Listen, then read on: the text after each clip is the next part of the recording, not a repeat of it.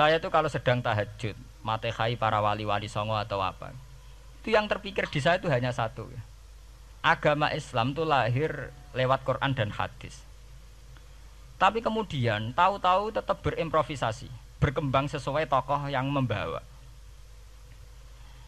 Sampai kalau melihat Islam di India dulu sampai perang besar-besaran, kemudian zaman Abul A'la Al-Maududi, zaman periode Muhammad Iqbal, sampai India pecah, kemudian jadi Pakistan yang bernegara apa? Islam, karena banyak konseptor Islam yang tidak setuju negara sekuler. Akhirnya mereka misah jadi negara Islam Pakistan. Kemudian Timur Tengah juga begitu. Karena Timur Tengah sudah Islam semua, masalahnya itu diislamkan ala Sunni atau ala Syiah. Iran menjelma sebagai aliran Syiah. Yang Sunni dianggap sesat, halal darah. Irak zaman Saddam Hussein pemerintahan Sunni. Sing Syiah dibantai, sehingga wong Kurdi do mati. Era Saddam keok gentenan Saddam sing dibantai. Makanya kalau saya ngaji di Jogja, seminar di Jogja bilang, kita ini harus bersyukur. Kita ini punya tradisi konflik yang terbaik di dunia. Enggak, kita ini punya tradisi konflik yang terbaik di dunia. Sampai nak Isra Ikhwanil Muslimin teng Mesir, Badan Intelijen Nasional atau Badan Stabilitas Nasional, Bakor Setanas itu harus terima kasih sama tradisi tokoh-tokoh Islam di Indonesia. Lepas dari kita setuju tidak setuju itu terserah, tapi kita punya tradisi konflik yang paling baik di dunia. Kurang bencinya Gus Dur sama FPI atau FPI sama Gus Dur, paling mereka ya adu statement di depan wartawan. Itu bagus sekali. Cara nang Arab wis tembak-tembakan. Kita punya sejarah. Secara pesantren saya itu punya sejarah panjang. Zaman Mbah Imam beda dengan Mbah Zubair, zaman Kiai Memun beda dengan Kiai yang lain. Paling adu statement saat ada tamu itu paling bagus. Kita punya tradisi konflik paling bagus di dunia. Kayak apa mangkalnya orang NU saat Gus Dur diimpis, dipecat. Tapi habis itu ya sering seminar ketemu Amin Rais. Ya mereka adu polemik, ini tidak konstitusional, ini apa. Gus Dur enggak jurus dekret. Sing sitok enggak jurus sidang istimewa. Nah, kurang serem sidang istimewa dilawan sidang luar biasa. Pokoknya agak istilah sing serem-serem. Tapi tidak saling bunuh loh, sampean harus syukur loh. Selama ini orang awam sering bilang, "Loh kiai kok tukaran?" Sampean bandingkan di Timur Tengah, jenenge tukaran mesti tahdirudam.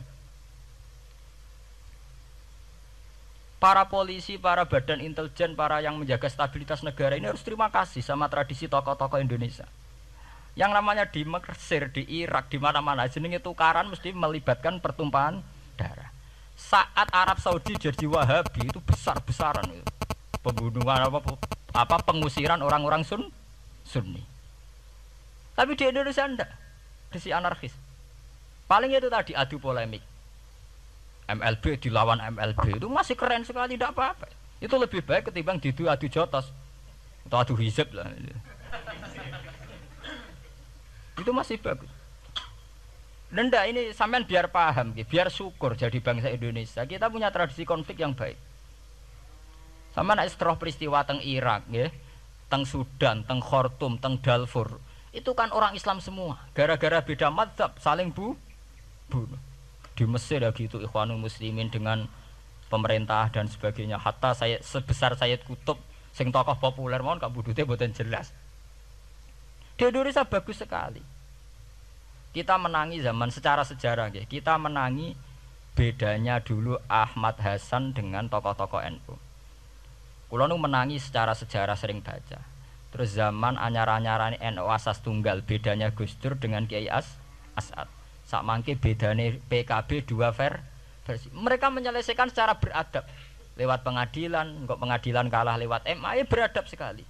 Kita harus bersyukur. Dibanding penyelesaian konflik kayak di Irak, kemudian ngundang Amerika, akhirnya sekarang kacau balau. Di Timor Leste yang latihan bikin Ramos Hurta disuduk. Indonesia paling banter ngobong fotonya SBC. Ya masih terhormat lah, masih artinya masih beretika. Kita harus syukur punya bangsa yang beradab. Wong ras setuju antar kiai ya rasan-rasanan. Kiai kok ngono, sing tok lho kiai kok ngono. Nek sing kiai tengah-tengah ayo ana sing ngono, ana sing ngene dadi. Sing ra melok-melok biasanya terus milih amane, ya ana sing ngono, ana sing ngene. Saya itu berkali-kali ngaji.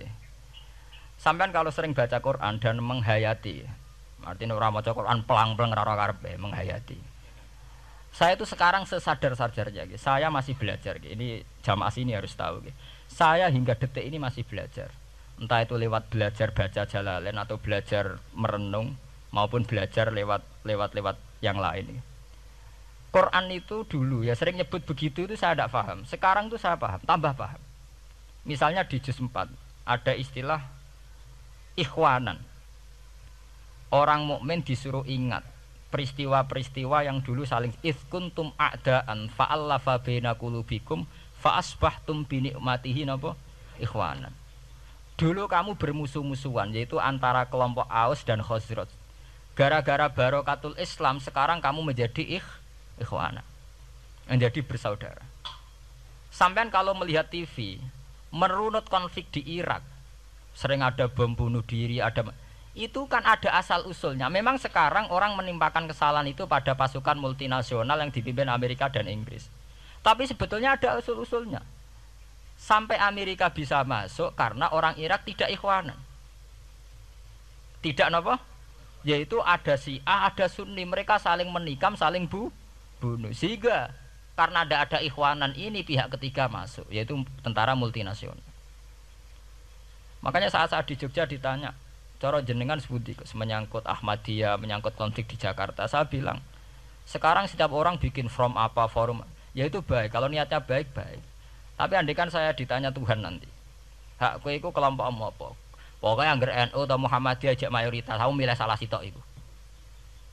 Bukan karena saya oportunis milih yang besar, itu lebih baik, lebih maslahat.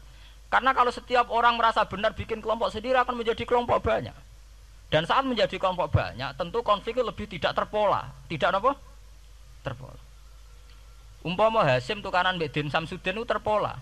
Tapi nek angger wong ngrasa ketua dhewe tidak terpola. Bagaimanapun ikhwanan harus disyukuri. Nggih, dalam kondisi berteman. Sebab itu Nabi sering ngendikan ilzamu jamaahirul muslimin wa man sadza sadzafin. Mbok kamu itu ikut kelompok mayoritas saja. Jamaahirul muslimin cara bahasa netralnya mbok ya kamu itu ikut kelompok mayoritas saja. Karena kalau orang merasa benar kemudian bikin kelompok sendiri itu tidak ada selesainya.